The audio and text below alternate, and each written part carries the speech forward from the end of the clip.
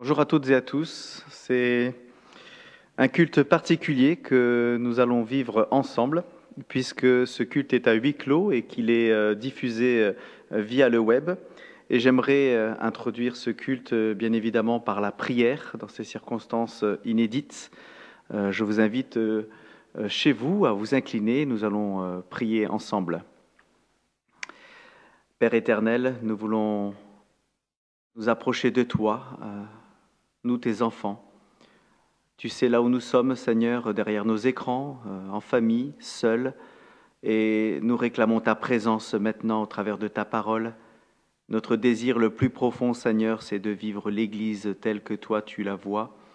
Nous te remettons maintenant ce culte, Seigneur, et nous voulons t'honorer, et nous voulons te chanter, nous voulons aussi faire silence dans nos cœurs et manifester, Seigneur, toute notre gratitude envers ce si beau salut, cette si belle espérance que tu nous as offerte à la croix. Amen. Voilà un verset que j'aimerais vous partager dans le psaume 46, un verset que j'ai communiqué via un mail récemment. C'est le psaume 46, les versets premiers, qui nous dit « Dieu est pour nous un refuge et un appui, un secours qui se trouve toujours dans la détresse. C'est pourquoi nous sommes sans crainte quand la terre est bouleversée. » Voilà un verset qui est de circonstance puisqu'il évoque le solide refuge que nous pouvons avoir en notre Sauveur et Seigneur Jésus-Christ. Alors bien sûr, vous êtes tous confinés les uns et les autres dans vos maisons, dans vos studios, dans des pièces plus ou moins petites.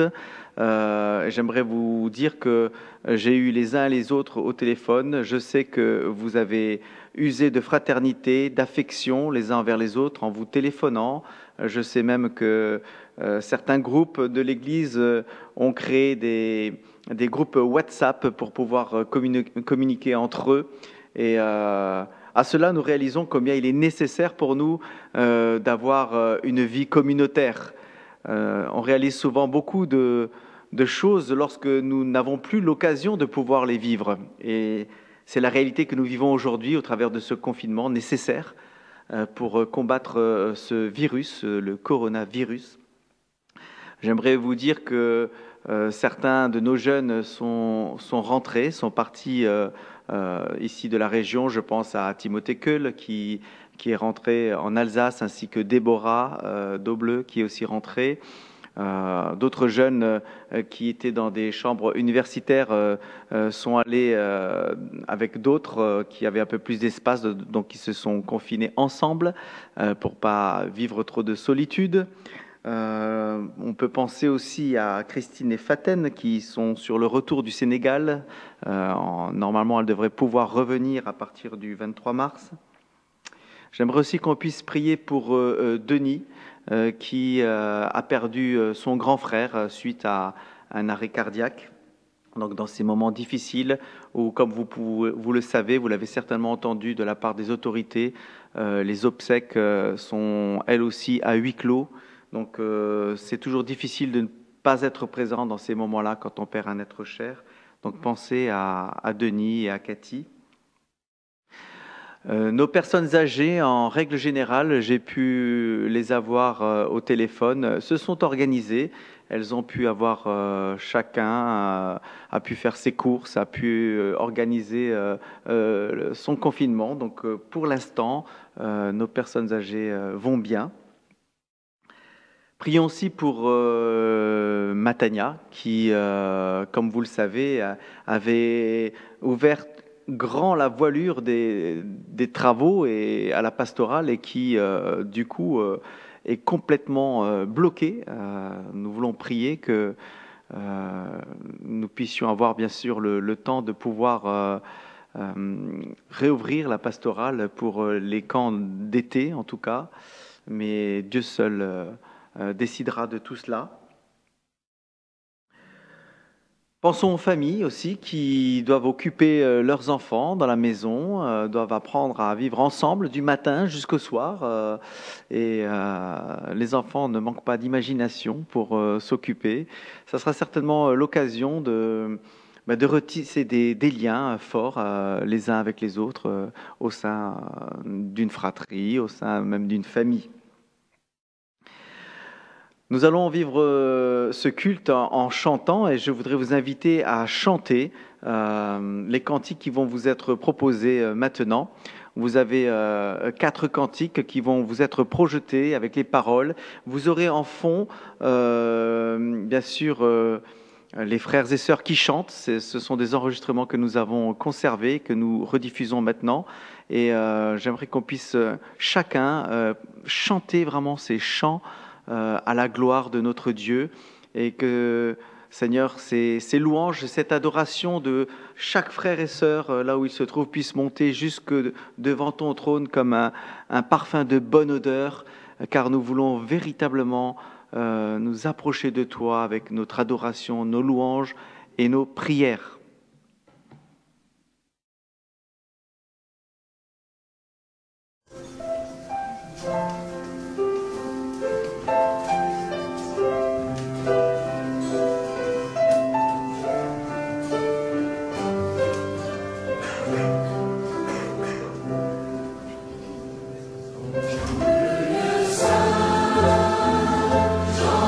Seigneur, tout est loué.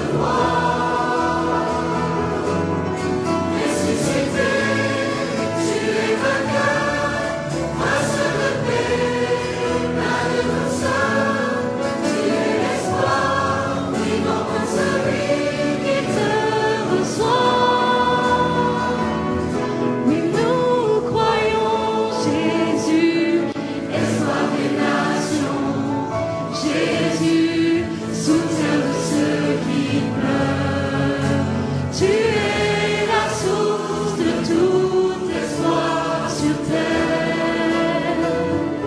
Jésus, lumière dans la nuit. Jésus, vérité en tout temps. Tu es la source de la lumière sur terre. Tu es venu vivre et mourir, briser les liens, ressusciter. Tu es l'espoir qui vit en nous. Tu es le roc solide et sûr. Tu es lumière, par ton éclat le monde voit. Ressuscité, tu es vainqueur, prince de paix, plein de douceur. Tu es l'espoir vivant pour celui qui te reçoit. Ressuscité, tu es vainqueur, prince de paix, plein de douceur. Tu es l'espoir vivant pour celui qui te reçoit. Oui, nous croyons.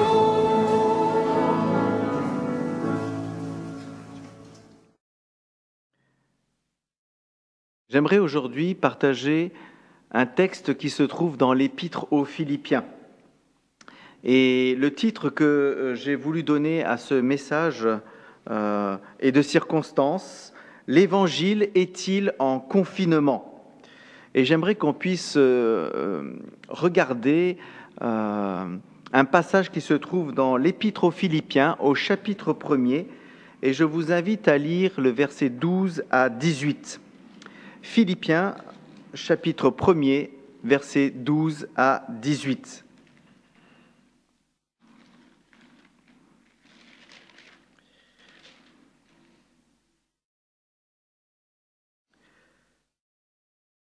Je veux que vous le sachiez, frères, ce qui m'est arrivé a plutôt contribué au progrès de l'Évangile. En effet, dans tout le prétoire et partout ailleurs, il est devenu manifeste que c'est pour Christ que je suis dans les chaînes. La plupart des frères, confiants dans le Seigneur, en raison de mes chaînes, ont beaucoup plus de hardiesse pour annoncer sans crainte la parole de Dieu. Certains, il est vrai, prêchent le Christ par envie et rivalité, mais d'autres le font dans des dispositions bienveillantes. Ceux-ci agissent par amour, sachant que je suis établi pour la défense de l'Évangile, tandis que ceux-là annoncent le Christ dans un esprit de rivalité. Leurs intentions ne sont pas pures. Ils pensent ajouter quelques tribulations à mes chaînes. Qu'importe, de toute manière, que ce soit sous un faux prétexte ou que ce soit en vérité, Christ est annoncé. Je m'en réjouis et je m'en réjouirai encore. Jusque-là. Donc voici un texte qui nous édifie à plusieurs niveaux. Mais avant toute chose, j'aimerais le replacer dans son contexte. Suite aux péripéties décrites dans le livre des Actes au chapitre 21 à 27, Paul se retrouve à Rome pour y être jugé. Tout a commencé à Jérusalem. Des Juifs de Jérusalem deviennent furax après avoir entendu les propos de l'apôtre Paul dans le temple. La phrase qui va mettre l'étincelle, le feu aux poudres est celle-ci, acte 22, verset 21, lorsque Paul dit « Dieu m'envoie au loin vers les païens suite à votre refus ». La ville explose littéralement de colère, comme nous l'indique ce verset. La ville entière fut secouée et le peuple accourut de toutes parts. Ils se saisirent de Paul et le traînèrent hors du temple, dont les portes furent aussitôt fermées. Comme il cherchait à le tuer, la rumeur parvint aux tribuns de la cohorte que la confusion régnait dans tout Jérusalem. Acte 21, versets 30 à 31. Après avoir donc été menacé de mort, lynché, insulté par des fanatiques, Paul est exfiltré in extremis par les autorités romaines qui ont entendu tout ce bouleversement dans la ville. Et au chapitre 22 du verset 24, il nous est dit ceci: « Le tribun ordonna de faire entrer Paul dans la forteresse et de lui donner la question par le fouet, afin de savoir pour quel motif on criait ainsi contre lui. » Et c'est à ce moment précis que l'apôtre Paul va dire une parole qui va bouleverser la suite des événements. Vous est-il permis de flageller un citoyen romain qui n'est pas même condamné? Acte 22, verset 25. Voici les suites immédiates de cette courte phrase, de cette question déclarative. Premièrement, il ne sera pas flagellé. On peut dire que se laisser donner la question n'est pas un plus pour l'Évangile. Qu'il subisse ce châtiment ou cet interrogatoire musclé n'allait pas faire avancer l'Évangile plus que cela. Donc la déclaration de Paul va lui éviter la flagellation et cet interrogatoire. La deuxième réalité qui se vit suite à cette déclaration, il a désormais le droit de prendre sa défense. Et nous le voyons en Acte 22, verset 30. Le centurion romain permet à Paul de s'exprimer devant la foule, sous la protection des Romains.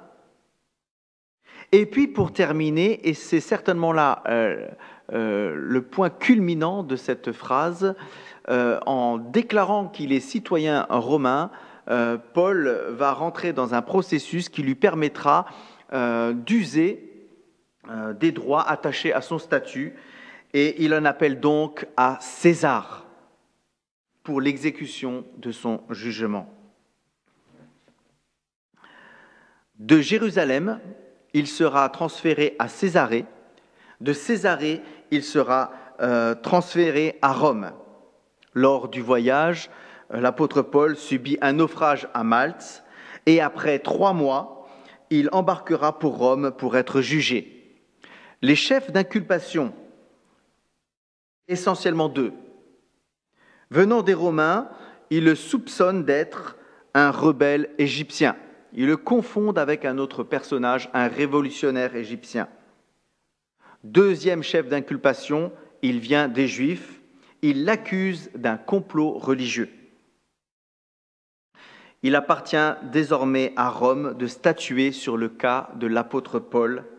En attendant son procès, Paul est assigné à résidence, un peu comme l'était Carlos Ghosn, à la différence que lui tentera de s'échapper.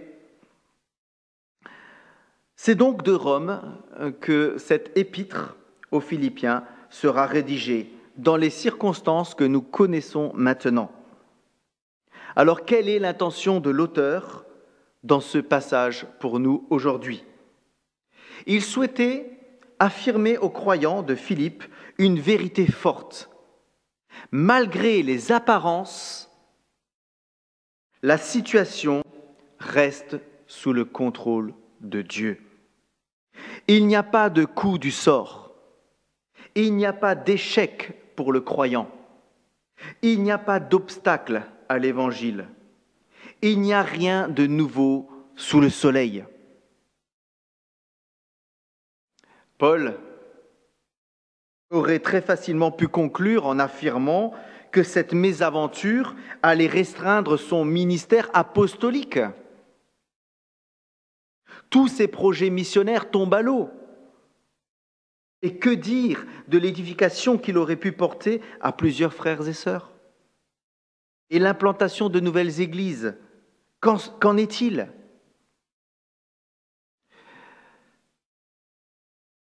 Plusieurs événements dans nos vies surgiront sans nous avertir et bouleverseront nos habitudes, nos quotidiens. Et vous réalisez parfaitement mes propos aujourd'hui, puisque nous sommes tous en confinement et nos habitudes ont été complètement bouleversées. Nos projets sont tous tombés à l'eau, au même titre que l'apôtre Paul. Mais croyons-nous que chaque événement dans nos vies peut être utilisé par Dieu? Réalisons-nous que l'Évangile est la préoccupation première de Dieu pour ce monde? Paul regarde les événements de la vie comme permises ou voulues de Dieu. Et Paul affirme ceci au verset 12 du chapitre 1er, en s'adressant aux Philippiens, il leur dit: « Je veux que vous sachiez, frères, ce qui m'est arrivé a plutôt contribué au progrès de l'Évangile. » Je relis ce verset. « Je veux que vous sachiez, frères, ce qui m'est arrivé a plutôt contribué au progrès de l'Évangile. »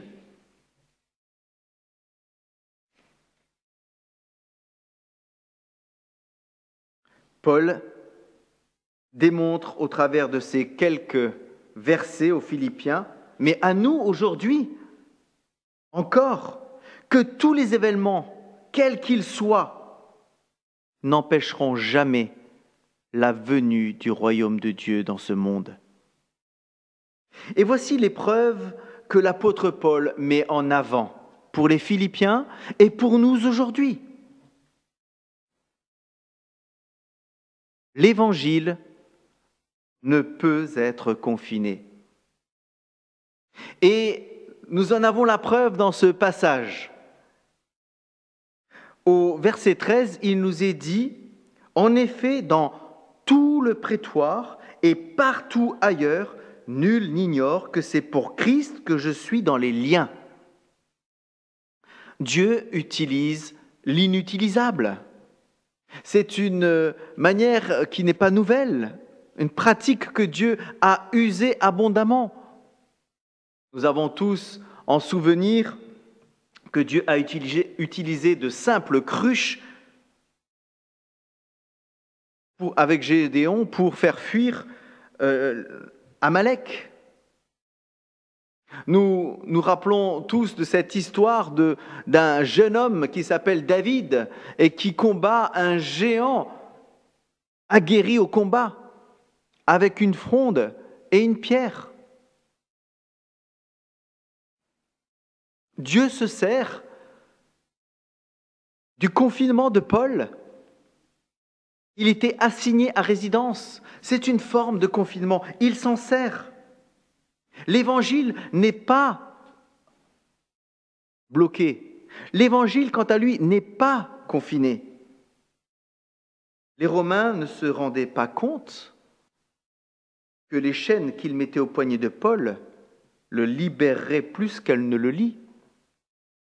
Et comme il l'écrivit déjà lors d'un autre emprisonnement, 2 Timothée 2,9, « Souviens-toi de Jésus-Christ, ressuscité d'entre les morts, issu de la descendance de David, selon mon évangile, pour lequel je souffre jusqu'à être lié comme un malfaiteur. Mais la parole de Dieu n'est pas liée. »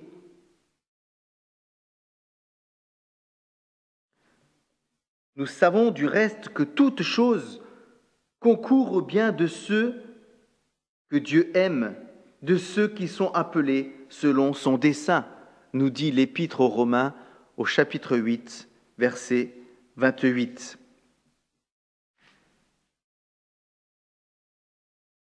L'Évangile est-il en confinement? La première déclaration que je peux vous donner aujourd'hui et que l'apôtre Paul évoquait déjà en son temps, lui qui vivait l'assignation à résidence, une forme de détention provisoire, un confinement. L'Évangile ne peut pas être confiné. Libre d'annoncer l'Évangile. Lorsque nous fûmes à Rome, on permit à Paul de demeurer dans son domicile particulier avec un soldat qui le gardait. Voilà un indice que nous offre le livre des Actes au chapitre 28, verset 16. Paul est dans sa détention provisoire, il est sous haute surveillance et il est fort à penser qu'il était même attaché aux soldats qui le gardaient jour et nuit.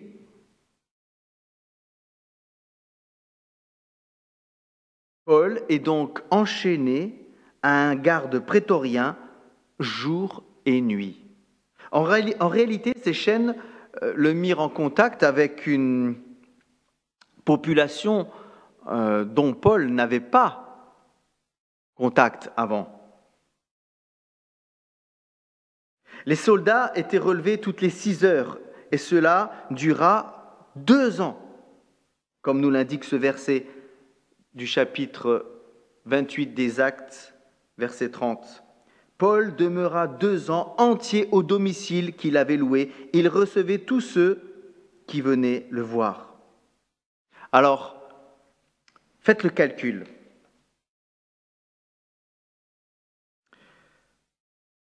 « 4 soldats. Si on prend 24 heures et qu'on divise par 6, ça fait 4 soldats.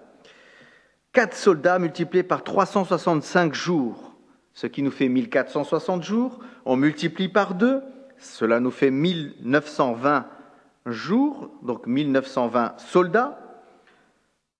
Donc, plus de, on va dire, à peu près 3000 occasions pour l'apôtre Paul d'évangéliser, d'enseigner, de parler de Jésus, de la croix, du salut, de l'amour, de Dieu, de sa justice, de sa sainteté, de sa miséricorde. C'est formidable, n'est-ce pas? Et tout cela en restant confiné, assigné à résidence. Ce qui est intéressant aussi, c'est que l'Évangile n'est pas confiné, et nous avons encore un autre indice qui nous dit, Acte 28, verset 30, « Tous les saints vous saluent, et principalement ceux de la maison de César. » Ces chaînes le mirent en contact encore avec un autre groupe de personnes, les magistrats de la cour de Rome, qui devaient statuer sur son cas. Imaginez la joie de Paul à la pensée qu'il allait devoir expliquer devant le tribunal sa foi, sa doctrine. Ces magistrats allaient devoir poser des questions sur ce que Paul croit, allaient devoir réfléchir sur ce qu'est le christianisme, le Christ, la croix, le péché, la repentance, le pardon, la nouvelle naissance. C'est un privilège. Et nous nous rendons compte que malgré l'assignation à résidence de l'apôtre Paul, l'Évangile n'est pas confiné.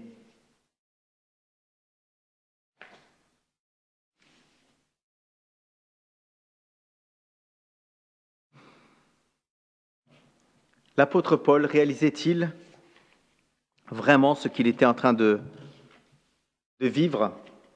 On ne sait pas.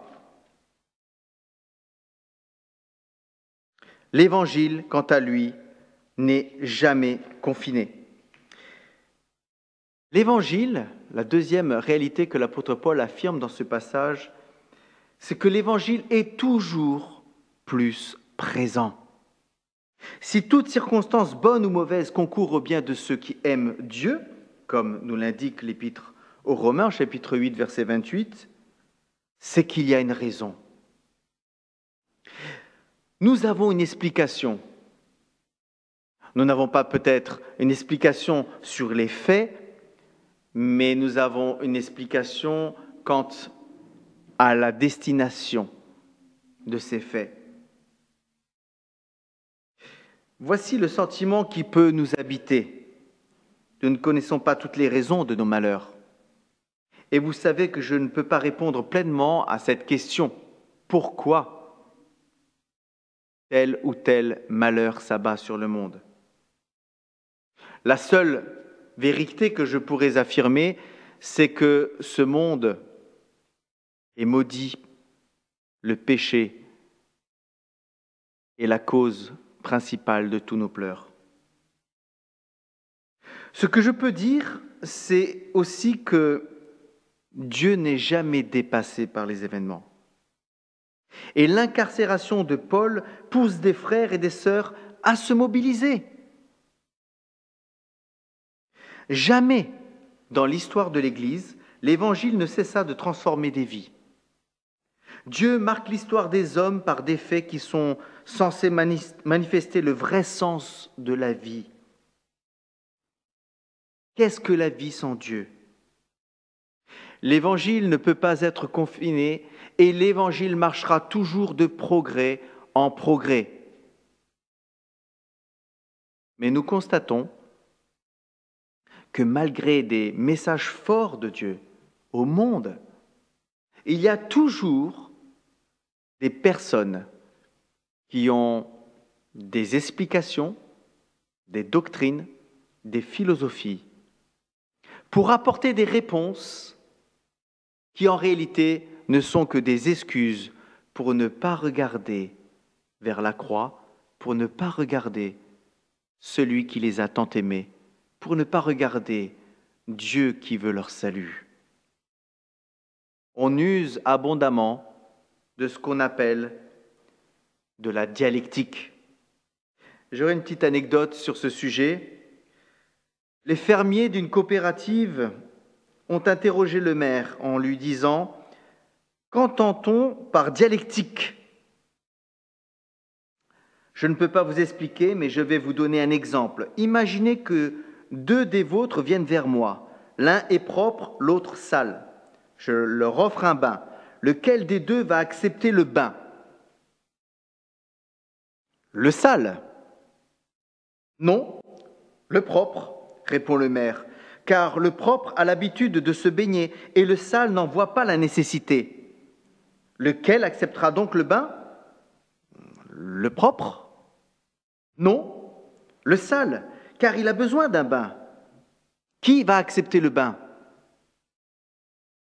Le sale, s'écrient les fermiers. Non, les deux. Le propre a l'habitude de se baigner et le sale a besoin d'un bain. Qui donc accepte le bain, finalement? Les deux répondent d'une manière déconcertée. Non, aucun des deux, car le sale n'a pas l'habitude de se baigner et le propre n'a pas besoin de bain. Mais enfin, monsieur le maire, s'écrient les fermiers, vous dites chaque fois autre chose et chaque fois seulement ce qui vous arrange. Eh bien voilà, c'est exactement cela, la dialectique, la logique, répond le maire en souriant. Nous rions peut-être à cette anecdote, pourtant le sujet est bien sérieux. Ne sommes-nous pas, nous aussi, des dialecticiens face à la réalité de ce monde, face à la réalité de nos vies, face à la réalité de l'Évangile? Nous avons chaque fois une réponse, tout simplement, qui nous arrange, mais qui nous empêche de saisir l'Évangile. Pourtant, l'apôtre Paul affirme clairement que l'Évangile progresse de jour en jour et premièrement dans son peuple. Et c'est pour cela qu'il dira cette déclaration forte. Certains prêchent par envie. Qu'importe, l'Évangile n'en est pas moins annoncé. La troisième réalité que l'apôtre Paul nous enseigne dans ce passage, c'est que l'Évangile c'est des enjeux qui dépassent le monde visible. Dans une de ses dernières allocutions, le président de la République, Emmanuel Macron, a dit ceci: « Nous sommes en guerre et nous avons à lutter contre un ennemi invisible. » Alors, pour ceux qui ont pu vivre ou voir le culte de la semaine dernière, je disais que nous n'avons pas à combattre la chair et le sang, mais que notre combat, il est d'abord spirituel, c'est-à-dire invisible. Alors, bien entendu, le président de la République ne faisait pas allusion au combat spirituel, il faisait allusion à ce virus qui nous concerne tous, mais la réalité est celle-ci. Je n'affirme en rien qu'il s'agit d'une prophétie particulière de la Bible, ce qui nous arrive. Mais je sais en effet qu'il y a un ennemi invisible, encore plus dévastateur que le coronavirus. Et Dieu seul sait combien ce virus est tragique et qu'il ôte des vies, qu'il divise des familles. Mais il y a pire. Dans Matthieu 10, versets 26 et 33, nous avons cette affirmation qui est forte. Ne craignez pas ceux qui tuent le corps, ne craignez pas ceux qui tuent le corps et qui ne peuvent tuer l'âme. Craignez plutôt celui qui peut faire périr l'âme et le corps dans la géhenne. Un peu plus loin, c'est pourquoi quiconque me confessera devant les hommes, je le confesserai aussi devant mon Père qui est dans les cieux. Mais quiconque me reniera devant les hommes, je le renierai aussi devant mon Père qui est dans les cieux. Saisissons les occasions qui se présentent à nous pour évoquer la plus grande menace qu'est le jugement dernier. Et annonçons l'Évangile qui est la seule et unique et la plus grande solution que Dieu propose à chacun d'entre nous aujourd'hui. Alors, à la question, l'Évangile est-il en confinement ? Vous l'avez compris, l'Évangile ne peut pas être confiné. L'Évangile marchera toujours de progrès en progrès. Et l'Évangile, c'est un enjeu dans le domaine de l'invisible. J'aimerais terminer mon exhortation avec un texte qui se trouve dans l'Épître aux Hébreux, au chapitre 11, et j'aimerais lire avec vous les versets 1 à 3. Or, la foi, c'est l'assurance des choses qu'on espère, la démonstration de celles qu'on ne voit pas. C'est à cause d'elle que les anciens ont reçu un bon témoignage. C'est par la foi que nous comprenons que le monde a été formé par la parole de Dieu, de sorte que ce qu'on voit ne provient pas de ce qui est visible. N'oublions jamais que Dieu utilise tous les événements de la vie au profit de la bonne nouvelle de l'Évangile. Si les événements se conjuguent de la sorte, c'est que Dieu l'a voulu. Avec Dieu, rien n'arrive par hasard. Einstein disait « Dire que le hasard existe consisterait à faire croire aux gens qu'en faisant exploser une imprimerie, toutes les lettres retomberaient en forme de dictionnaire.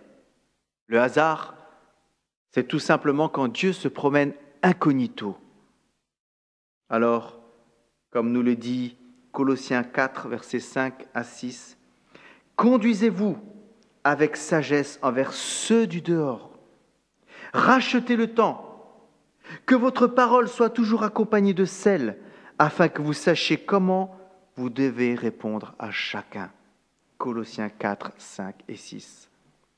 L'Évangile n'est pas confiné et j'aimerais, mes frères et sœurs, vous encourager à profiter de ce temps pour peut-être se repositionner devant notre Seigneur, de reconsidérer que nos vies n'ont de sens qu'au travers de l'Évangile dont nous profitons, dont nous avons une espérance et dont nous avons le devoir de propager dans ce monde comme seul antidote face à un jugement dernier, à une destinée fâcheuse. Amen. J'aimerais terminer ce temps ensemble par la prière. Père éternel, c'est au nom de ton Fils Jésus-Christ que nous voulons, Seigneur, considérer les circonstances qui sont les nôtres aujourd'hui comme étant pleinement entre tes mains. Notre prière, Seigneur, c'est que tu puisses agir dans le cœur de nos autorités. Notre prière, c'est que tu puisses agir dans le cœur de nos contemporains qui ne te connaissent pas. Notre prière, c'est d'agir dans le cœur de nos proches, de chacun, et que l'Évangile, Seigneur, qui surpasse toute connaissance, puisse remplir nos cœurs de ta présence. Amen. Bonne semaine à chacun.